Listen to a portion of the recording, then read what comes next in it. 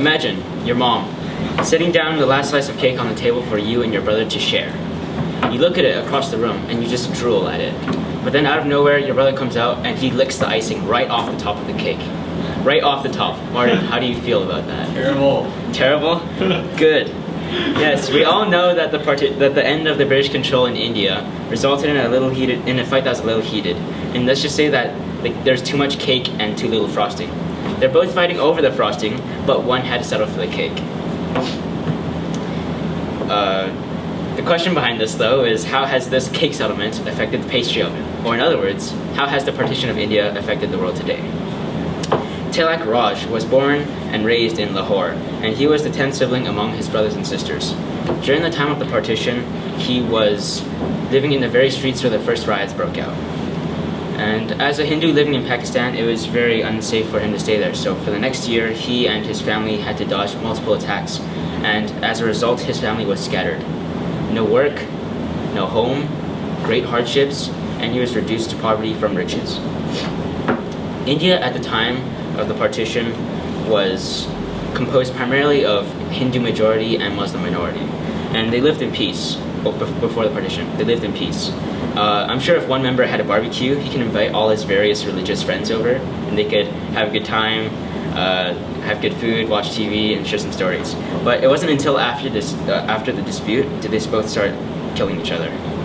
Estimates of 1 million people died when returning to their respective homes, and over 500,000 refugees died from rioting.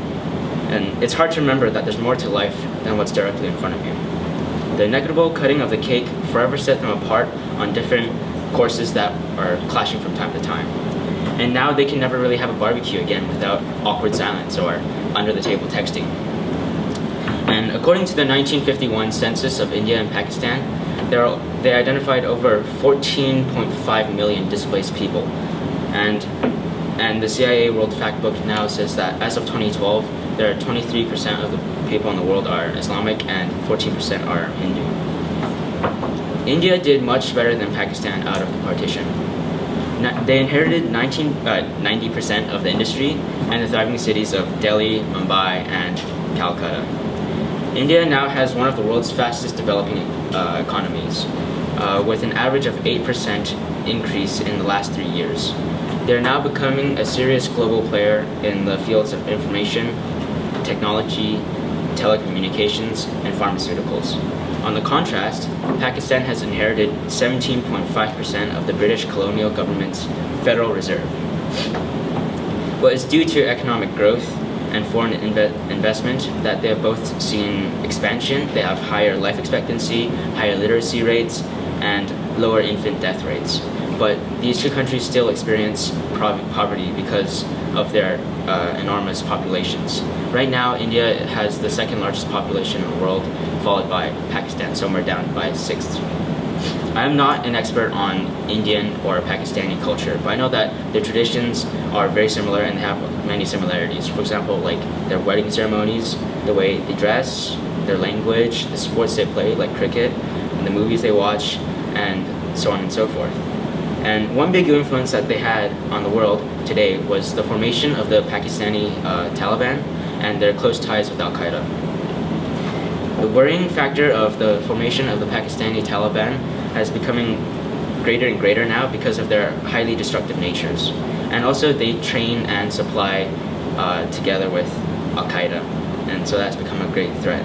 And the events of 9/11 have proven so. And also you can't get cheeseburger in McDonald's because they don't consume cows. But on the other side of the world, it seems like the partition of India did not have a big effect on any of us, but it really did. It affected things like religion, economy, and cultural aspects. And even though the separation of the two religions caused suffering, the positive influences still outweighed the negative. Even though the cake is bland without the frosting, it is still better than no cake at all, and we can all appreciate that. And remember, it's not the situation, it's your reaction to the situation. And to wrap this up, I would like to read a quote or a segment from a speech that Richard Nixon would have delivered if Apollo 11 the mission to the moon did not return or end successfully. So, it's titled An Event of Moon Disaster. Fate has ordained that the men who went to the moon to explore in peace will stay on the moon to rest in peace. These brave men, Neil Armstrong and Edwin Aldrin, know that there is no hope for their recovery, but they also know that there's hope for mankind in their sacrifice. These two men are laying down their lives in mankind's most noble goal, the search for truth and understanding.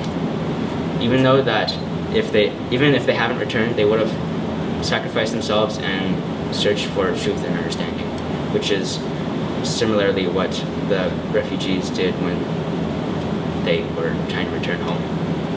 Thank you very much.